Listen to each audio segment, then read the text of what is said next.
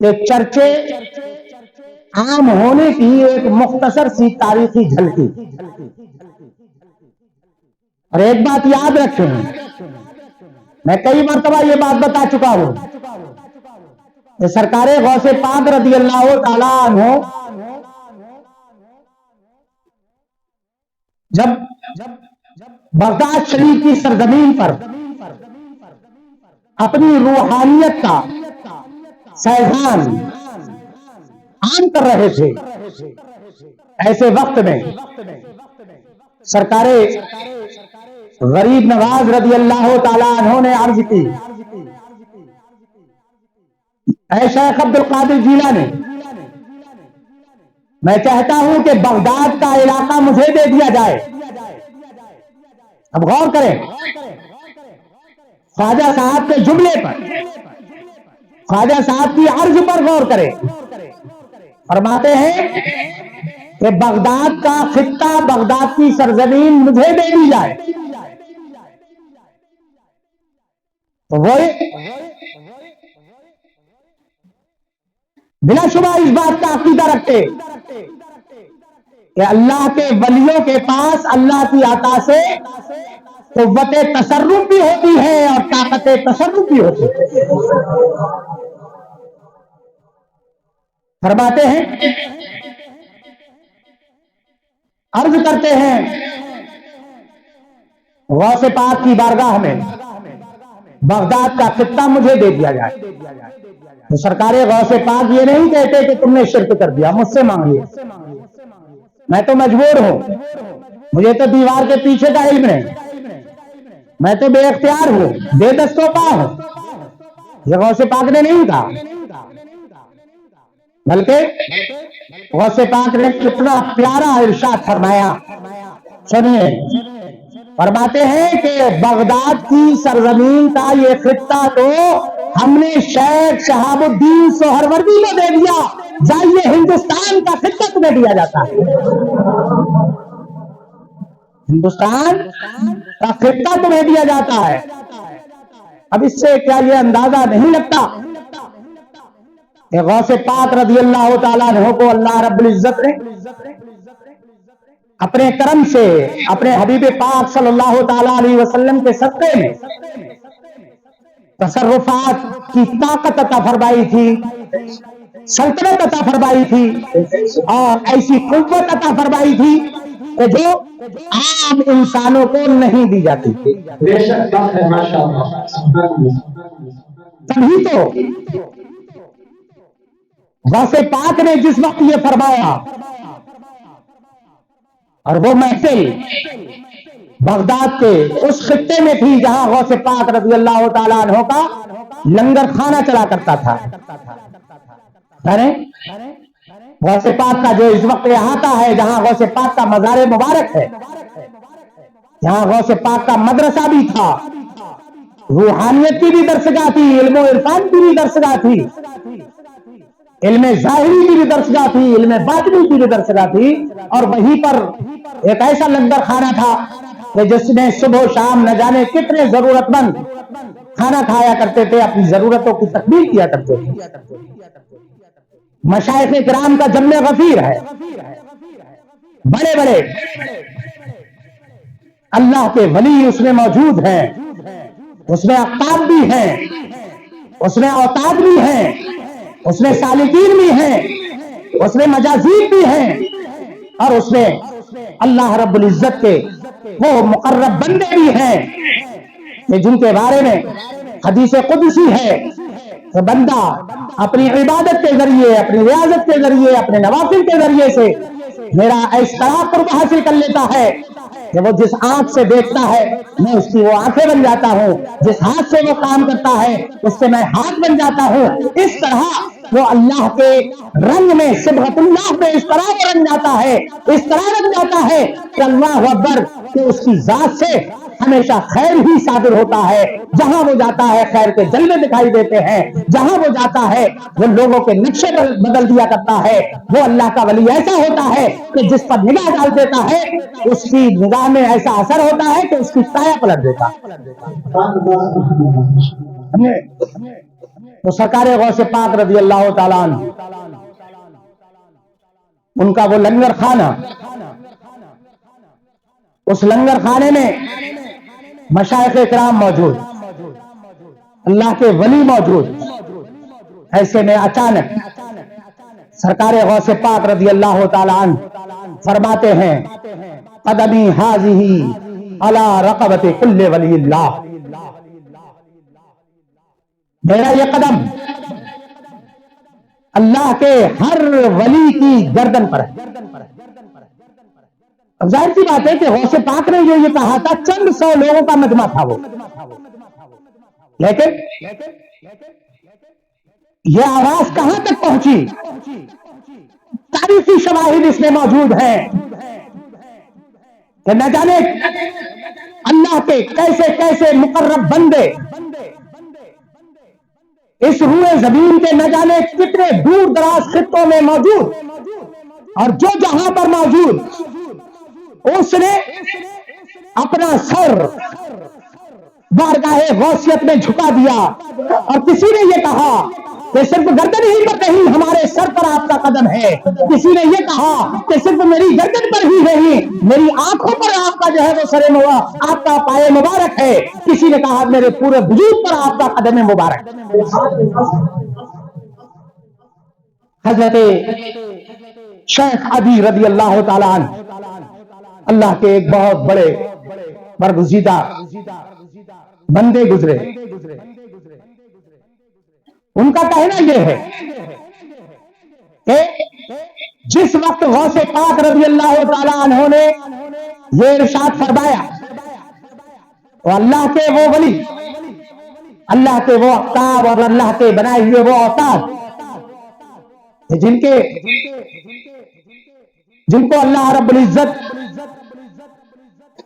ان تمام دنیاوی معاملات کو سوارے رکھنے کی ذمہ داری تفویض فرماتا ہے، وہ سارے کے سارے لوگ غوث پاک کی بارگاہ میں یہ ارشاد سن کر کے سر جھکا دیتے۔ حضرت احمد کبیر رفاعی رضی اللہ تعالیٰ عنہ اللہ کے مقدس بندے بصرہ سے جب بغداد شریف آئیں گے تو ایک ذیلی راستہ ہے دیہات میں جانے والا، وہاں حضرت امام رفاعی رضی اللہ تعالیٰ عنہ کا مزار، بڑا خوبصورت مزار، بہت اچھا ماحول وہاں کا، بہت روحانیت۔ تو وہاں حضرت غوث پاک رضی اللہ تعالیٰ عنہ کا جیسے ہی یہ ارشاد بغداد سے جاری ہوا اور وہ دور دراز کے خطے میں موجود سارے مریدین کی محفل جمی ہوئی ہے، اچانک وہ کہتے ہیں کہ میرے سر پر بھی میری آنکھوں پر بھی۔ اب یہ اچانک جملہ جب مریدین سنتے ہیں عرض کرنے لگتے ہیں اے شیخ اعظم، کیا وجہ ہے کہ اچانک آپ کی زبان سے یہ جملہ ادا ہو رہا ہے؟ حضرت شیخ احمد کبیر رفاعی رضی اللہ تعالیٰ عنہ فرماتے ہیں کہ بغداد کی سرزمین سے اولیاء کے سردار غوث اعظم کی زبان سے آج یہ جملہ نکلا ہے جس کے جواب میں نے یہ کہا۔ اب یہاں پر ایک سوال یہ پیدا ہوتا ہے کہ کہاں تو غوث اعظم نے بغداد کی سرزمین پر، اور تاریخی شواہد بتا رہے ہیں، روحانی روایتیں یہ بتا رہی ہیں کہ دنیا کے بیشتر خطوں میں جہاں جہاں اللہ کے ولی تھے ان سب نے حضرت غوث پاک کی یہ آواز سنی، حضرت غوث پاک کا یہ جملہ سماعت کیا۔ یہ آواز آخر کیسے پہنچ گئی؟ اس آواز میں کون سی ایسی کشش تھی؟ یہ آواز وہاں تک پہنچ جاتی ہے، غوث پاک کی آواز روئے زمین کے سارے اللہ کے ولی سن لیتے ہیں۔ یہ تو سمجھ میں آنے والی بات رہی ہے، اور یہی وہ چیز ہے، یہی وہ اضطراب ہے جو وہابیوں کو اللہ کے ولیوں کا دشمن بنا دیتا ہے اور ان سے ان کو بدزن کر دیتا ہے، اس لیے کہ وہ انہی بھول بھولیوں میں بھٹکتے رہتے ہیں، کیونکہ انہیں روحانیت کے سلسلے میں معلومات نہیں ہو پاتی، وہ گہرائی اور گہرائی سے نہیں جان پاتے۔ اگر وہ یہ غور کر لیتے کہ جب سیدنا ابراہیم علیہ نبینا علیہ الصلوۃ والتسلیم نے کعبہ مقدسہ کی تعمیر فرمائی تھی، تب اللہ رب العزت نے انہیں حکم دیا تھا کہ واذن فی الناس بالحج یاتوک علی کل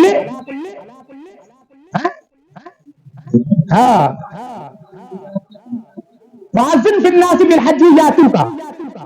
اے ابراہیم لوگوں میں اعلان کر دو، لوگوں میں اس کا اعلان کر دو، واذن فی الناس بالحج، سمجھے؟ لوگوں میں حج کا اعلان کر دو۔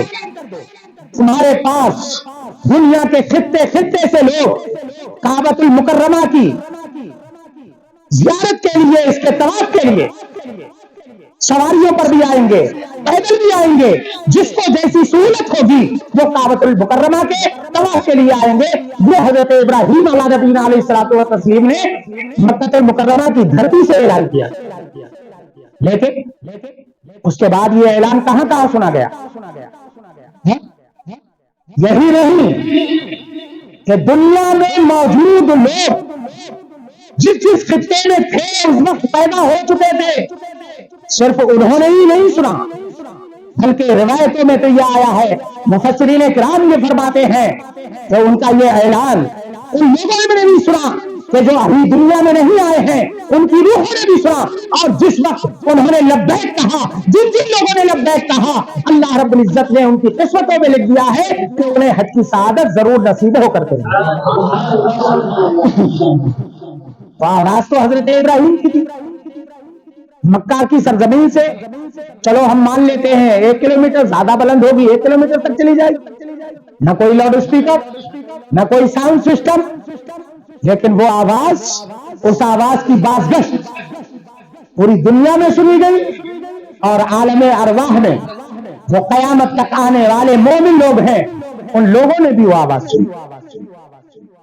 اس آواز کو دور دراز کے خطوں تک کس نے پہنچایا؟ اس نے پہنچایا جس کی شان ہے ان اللہ علی کل شیء قدیر۔ اب آئیے دوسری طرف آتے ہیں، قرآن کریم میں حضرت سلیمان علیہ نبینا علیہ الصلوۃ والتسلیم کا ایک واقعہ ہے۔ حضرت سلیمان علیہ نبینا علیہ الصلوۃ والتسلیم کا لشکر اچانک آپ کا گزر ملک شام یا طائف، روایتوں میں 2 آئے ہیں، یا تو طائف کے خطے سے ہو رہا تھا یا ملک شام کے خطے سے ہو رہا تھا۔ اچانک حضرت سلیمان علیہ نبینا علیہ الصلوۃ والتسلیم کا گزر اس جگہ سے ہوتا ہے کہ جہاں پر چیونٹیوں کی وادی تھی، اور چیونٹیاں اپنی غذائیں لے کر کے اپنے دلوں کی طرف جا رہی تھی۔ قرآن کریم ارشاد فرماتا ہے حتی اذا اتوا علی وادی النمل قالت نملۃ یا ایھا النمل ادخلوا مساکنکم لا یحطمنکم سلیمان وجنودہ وہم لا یشعرون۔ اے چیونٹیوں سنو، جب حضرت سلیمان کا لشکر چیونٹیوں کی وادی کی، چیونٹیوں کی جہاں آمادگاہ تھی وہاں کے پاس سے گزرا، وہاں تک پہنچا، تو چیونٹیوں کی جو سردار تھی، جو ملکہ تھی، اس نے اپنی تمام ماتحت چیونٹیوں کو آواز دی، یا ایھا النمل، اے چیونٹیوں سنو، ادخلوا مساکنکم، اپنے اپنے دلوں میں سرک جاؤ، گھس جاؤ، لا یحطمنکم سلیمان وجنودہ، کہیں ایسا نہ ہو کہ تمہیں سلیمان اور ان کا لشکر حالت لاشعوری میں، بے شعوری میں، کہیں وہ تمہیں کچل نہ ڈالے، کہیں وہ تمہیں رونق نہ ڈالے۔ یہ قرآن کریم میں ہے۔ حضرت سلیمان علیہ نبینا علیہ الصلوۃ والتسلیم نے چیونٹی کی آواز سنی۔ تفسیروں میں آیا ہے، مدارک شریف میں، تفسیر بغوی میں تفسیر جلالین میں کہ حضرت سلیمان علیہ نبینا علیہ الصلوۃ والتسلیم نے 3 میل دور ضاحکا من قولها، حضرت سلیمان نے تبسم فرمایا، تبسم ریز ہو گئے اس کی آواز سن کر کے، اس کی بات سن کر کے۔ ایک چھوٹی سی چیٹی ہے اور اسے کتنی فکر ہے اپنی قوم کی، اسے کتنی فکر ہے اپنی ملت کی، اسے کتنی فکر ہے اپنے لوگوں کی۔ تو اے لوگوں، اے علماء، کیا تمہیں فکر نہیں ہونا چاہیے؟ کیا تمہیں اپنے ماننے والوں کی فکر نہیں رکھنا چاہیے؟ قوم کدھر جا رہی ہے؟ قوم کس جگہ پر جا رہی ہے؟ قوم کی جان مال عزت و آبرو کو کہاں سے خطرہ ہو رہا ہے؟ کیا تمہاری یہ ذمہ داری نہیں بنتی؟ ایک چوٹی تم سے اعلیٰ، ایک چوٹی تم سے افضل درجہ پراپت کر رہی ہے، وہ تم سے زیادہ فکر رکھ رہی ہے اپنے لوگوں کی، آنے والے خطرات سے انہیں آگاہ کر رہی ہے، جبکہ وہ یہ جانتی ہے کہ حضرت سلیمان اللہ کے نبی ہیں۔ حضرت سلیمان کے ذریعے سے کسی چیٹی کو کوئی نقصان جان بوجھ کر نہیں ہو سکتا، لیکن چونکہ ہمارا وجود ایک طریقے کا غیر مرئی وجود ہے، ہم دکھائی نہیں دیتے دور سے، اسی لیے کہا وہم لا یشعرون، ہے نا، لا شعور میں یہ کام ہو جائے گا۔ تو اس چیٹی کو اتنی فکر، جبکہ ہم لوگ تو کہتے ہیں، بلکہ حق ہے کہ اللہ رب العزت نے تاج کرامت انسانوں کے سر سجایا، اس کے باوجود قوم جدھر جائے ہمیں کوئی فکر نہیں، قوم کیا کر رہی ہے ہمیں کوئی فکر نہیں، قوم کو کس بات کی ضرورت ہے، قوم کو کس چیز کی رہنمائی کی ضرورت ہے، اپنی اپنی زندگی، اپنی اپنی ڈفلی، اپنا اپنا راز، یہ کب تک چلے گا؟ اب تو آگ آپ کے گھروں تک پہنچ چکی ہے تباہی و بربادی، اب آپ کے ڈیولی پر آ کر کے دستک دے رہی ہے، پھر آخر کب سمجھو گے؟ کب ہم اپنے اندر سدھار پیدا کریں گے؟ آخر کب؟ آج سلح کلیت کا طوفان بستیوں کو نگلا چلا جا رہا ہے۔ وہ علماء جن کی ذمہ داری تھی کہ بد مذہبوں کی بد مذہبیت سے لوگوں کو آگاہ کریں، آج وہی بد مذہبیت کے معاملات سے ناواقف، انہوں نے کیا لکھا، ان کے رد میں ہمارے بزرگوں نے کیا لکھا، ان سب سے ہم دور۔ مارکیٹ سے کتابیں غائب ہو گئی رت کی، وہابیہ کے رت پر، دیابنا کے رت پر، 9 مہلہ چلے جائیے، اپنے مارکیٹ میں دیکھیے، تلاش کریے کتنی کتابیں ان کے دکانوں پر ہیں، اور کیوں وہ رکھیں گے؟ جب خریدار ہی نہیں ملیں گے تو دکاندار یہ کتابیں رکھ کر کے کیا کرے گا؟ آپ رد وہابیہ، رد دیابنا، رد تفسیریت، رد شیعیت، رد قادیانیت، یہ ہماری جماعت کا کام تھا، ہماری جماعت کی شناخت تھی، ہماری جماعت کا یہ خبر تھا کہ ہم اللہ و رسول کے دشمنوں کی خبر لیں۔ وہ رضا کے نیزے کی بات ہے، یہ ہمارا نام ہونا چاہیے تھا، لیکن آج جب ڈاکٹر ہی مرض کی شناخت کے طریقوں سے ناواقف ہو تو پھر مریض کا تو اللہ ہی معلوم۔ جب ہمیں ہی نہیں معلوم کہ انہوں نے کیا لکھا، یہ کس طریقے کی ان کی گمراہی ہے، کون لوگ ہیں جن کی گمراہی حد کفر تک پہنچی ہوئی ہے، کون لوگ وہ ہیں کہ جن کی تکفیر کلامی ہوئی ہے، کون لوگ وہ ہیں جن کی تکفیر فقہی ہوئی ہے۔ تکفیر فقہی کسے کہتے ہیں، تکفیر کلامی کسے کہتے ہیں، کس کو دال کہیں گے، کس کو مدل کہیں گے، کس پر گمراہی کا فتویٰ ہے، کس پر جو ہے وہ خارج از اسلام ہونے کا فتویٰ ہے، کس پر ایسا فتویٰ ہے کہ جس کے ایمان، جس کے کفر اور عذاب میں اگر شک کرے تو وہ بھی کافر ہو سکتا ہے۔ تو یہ ساری کی ساری چیزیں آج ہم ہی ناواقف ہیں، ہمارے طلبہ ہی ناواقف ہیں، ہمارے فارغین ناواقف، آخر کون سیکھے گا؟ بزرگوں نے، ہمارے بزرگوں نے پچھلی 1 صدی میں اتنا مواد اس پر چھوڑا ہے کہ آپ کو الگ سے لکھنے کی ضرورت نہیں ہے، اسی مواد کو اکٹھا کرو اور اس مواد کو آپ نے اگر پڑھ لیا تو آپ سے بڑا مناظر آج کے زمانے میں کوئی نہیں ہے۔ کچھ نہ کرو تو کم سے کم اعلیٰ حضرت کے یہ رسائل پڑھ لو جو ان بد مذہبوں کے رد میں اعلیٰ حضرت نے تحریر فرمائے۔ اعلیٰ حضرت کے شہزادگان نے، حجت الاسلام نے، سرکار مفتی اعظم ہند نے جو تحریریں چھوڑی ہے یادگار رد وہابیہ، رد دیابنا، رد بد مذہبہ پر، انہیں کم سے کم پڑھ لو۔ اللہ کے بندو کچھ تو پڑھو، مطالعہ کرو، اپنے مطالعے میں وسعت پیدا کرو۔ یہی غوث پاک رضی اللہ تعالیٰ عنہ کی بارگاہ میں حقیقی آپ کا خراج ہے۔ وہ چیوٹی کیا آپ سے افضل تھی؟ وہ تو نوع انسانی سے اس کا تعلق نہیں ہے، اور کلیہ یہ ہے کہ کرامت کا تاج تو انسان کے سر پر رکھا ہوا ہے، لیکن اس کی فکر دیکھیے، اپنی قوم، اپنے لوگوں کو بچانے کی وہ کہتی ہے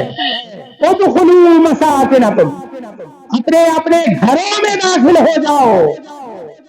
تو کیا آپ نہیں کہہ سکتے کہ اپنے مضبوط پر اپنی مضبوط پناہگاہ میں چلے جاؤ، اس لیے کہ وہابی گھوم رہے ہیں، اس لیے کہ دیوبندی گھوم رہے ہیں، تبلیغی گھوم رہے ہیں، شیعہ اور رافضی گھوم رہے ہیں، جو تمہارے ایمان کو ہلاک کر دیں گے، جو تمہارے ایمان کو برباد کر دیں گے، اور ایمان کی ہلاکت پورے وجود کی ہلاکت ہے، تمہیں ہلاک و برباد کر دیں گے۔ اس لیے ایسے مضبوط قلعے میں داخل ہو جاؤ جس مضبوط قلعے کو مسلک اعلیٰ حضرت کہا جاتا ہے، تعلیمات اعلیٰ حضرت کہا جاتا ہے۔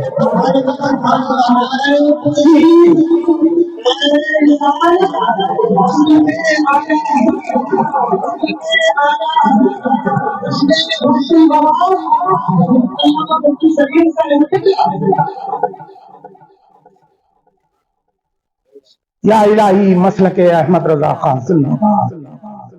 حفظ ناموس رسالت کا ذمہ، یہ حفظ ناموس رسالت کا ذمہ دار مسلک ہے۔ تعلیمات اعلیٰ حضرت سے واسطہ نہیں، تحفظ ناموس رسالت کرنے چلے ہیں آپ، گستاخوں کو سزا دلوانے چلے ہیں۔ گستاخوں کو سزا اور گستاخوں کی گستاخی کا جواب سب سے بڑا یہی ہے کہ آپ اس کے مقابلے میں جو گستاخی کر رہے ہیں تو ان سے بڑے آپ عاشق رسول بن جاؤ، یہ سب سے بڑا جواب۔ اللہ کے رسول صلی اللہ تعالی علیہ وسلم کے عشق میں سرشار ہو جاؤ۔ وہ گستاخی کیوں کرتے ہیں؟ وہ گستاخی اس لیے کر رہے ہیں تاکہ تمہیں روحانی تکلیف پہنچائیں، تمہارے دل میں جو محبت رسول کی شمع روشن ہے تو پے در پہ وہ ضربے لگا کر کے اس کی لو کو مدھم کر سکیں۔ تو ان کا سب سے بڑھیا جواب یہ ہے کہ وہ ان کے جواب میں آپ عشق رسول کا مزید مظاہرہ کرو، اور یہ عشق رسول کا مظاہرہ صرف زبانی دعوے کے اعتبار سے نہیں ہونا چاہیے، نعروں کے اعتبار سے نہیں ہونا چاہیے، بلکہ عشق رسول آپ کے سراپا سے ظاہر ہونا چاہیے، ہمارے اور آپ کے سراپا سے ظاہر ہونا چاہیے۔ ایسا ہونا چاہیے، ایسا ہونا چاہیے جیسے اعلیٰ حضرت کا تھا، حضور حجت الاسلام کا تھا، سرکار مفتی اعظم ہند کا تھا، سرکار مفسر اعظم ہند، سرکار ریحان ملت، سرکار تاج الشریعہ، ان بزرگوں کا جیسے عشق رسول تھا، اس عشق رسول کی ہے نا جھلکیاں اپنے اندر پیدا کریں۔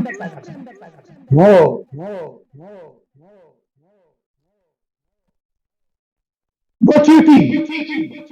اس چیٹی کو سلام، اس چیٹی کو بہت زیادہ سلام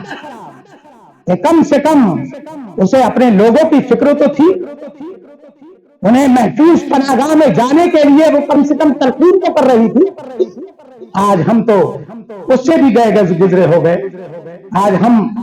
یہ کام بھی نہیں کر پا رہے کہ کم سے کم لوگوں کو ہے نا مضبوط پناہگاہ کی طرف لے چلیں اور اس میں داخل کرانے کا کام کر سکیں، صحیح کر سکیں۔ بہرحال حضرت سلیمان علی نبینا علیہ الصلوۃ والتسلیم نے وہ آواز 3 میل کی دوری سے سن لی، وہ آواز کس کی تھی؟ کسی نبی کی تو نہیں تھی، وہ آواز کسی ولی کی تو نہیں تھی، وہ آواز یہاں تک کہ کسی انسان کی بھی نہیں تھی، بلکہ چوپایوں میں، 4 پیر ہوتے ہیں اس کے، چوپایوں میں سب سے چھوٹا جس کا وجود ہے اس کی آواز تھی۔ جب اس کی آواز کی طاقت اور قوت کا عالم یہ ہے کہ حضرت سلیمان اسے 3 میل کی دوری سے سن سکتے ہیں، تو کیا حضرت غوث پاک کی آواز روئے زمین پر رہنے والے اللہ کے ولی نہیں سن سکتے؟ ضرور سن سکتے ہیں، اور سنا بھی۔ اور جب حضرت غوث پاک کی سماعت کا یہ عالم ہے، غوث پاک کے ماننے والے اللہ کے ولیوں کی سماعت کا یہ عالم ہے، حضرت غوث پاک کی آواز کی طاقت اور قوت کا عالم یہ ہے، تو پھر اس طاقت کا کیا ہوگا جس میں حضرت عمر فاروق اعظم نے مسجد نبوی کے منبر شریف سے فرمایا تھا، یا ساریہ الجبل، یا ساریہ الجبل۔ کہاں نہاون، اللہ اکبر، سینکڑوں ہزاروں میل کی دوری پر حضرت ساریہ نے وہ آواز سنی، جس خطرے سے انہیں آگاہ کیا، وارن کیا حضرت عمر فاروق اعظم، اس کو انہوں نے دیکھا اور اس کا مطالبہ بھی کیا۔ اور جب ان لوگوں کی آواز کی طاقت اور قوت اور ان کی سماعت کا عالم یہ ہے، تو کیا وجہ ہے؟ فریاد امتی جو کرے حال زار میں، ممکن نہیں کہ خیر بشر کو خبردار۔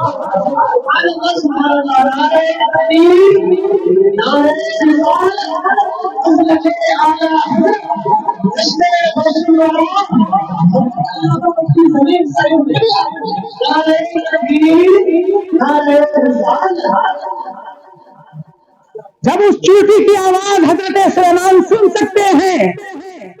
اس چیوٹی کی معمولی سی آواز کو حضرت سلیمان سن سکتے ہیں، اور جو سید الانبیاء ہیں وہ ہم انسانوں وہ بھی اہل ایمان کی آوازوں کو کیوں نہیں سن سکتے؟ حضرت نے یہی تو فرمایا، فریاد امتی جو کرے حال زار میں، فریاد امتی جو کرے حال زار میں، ممکن نہیں کہ خیر البشر کو خبر نہیں۔ اور دور و نزدیک کے وہ سننے والے وہ کان، دور و نزدیک کے سننے والے وہ کان لالے کرامت پہ لاکھوں۔ ہمارے نبی صلی اللہ تعالی علیہ وسلم دور و نزدیک کی باتوں کو سنتے ہیں۔ امتی جب اپنی مشکل میں ہمارے آقا صلی اللہ علیہ وسلم کو پکارتے ہیں تو نہ صرف یہ کہ اللہ کے رسول سنتے ہیں، بلکہ مشکل کشائی بھی اللہ کی عطا سے فرماتے ہیں۔ تو غوث پاک رضی اللہ تعالی عنہ وہ عظیم اللہ کے ولی کہ جن کی آواز میں اللہ رب العزت نے ایسی کشش پیدا فرما دی کہ اس آواز کو ہوائیں اپنے دوست پر لے جا کر کے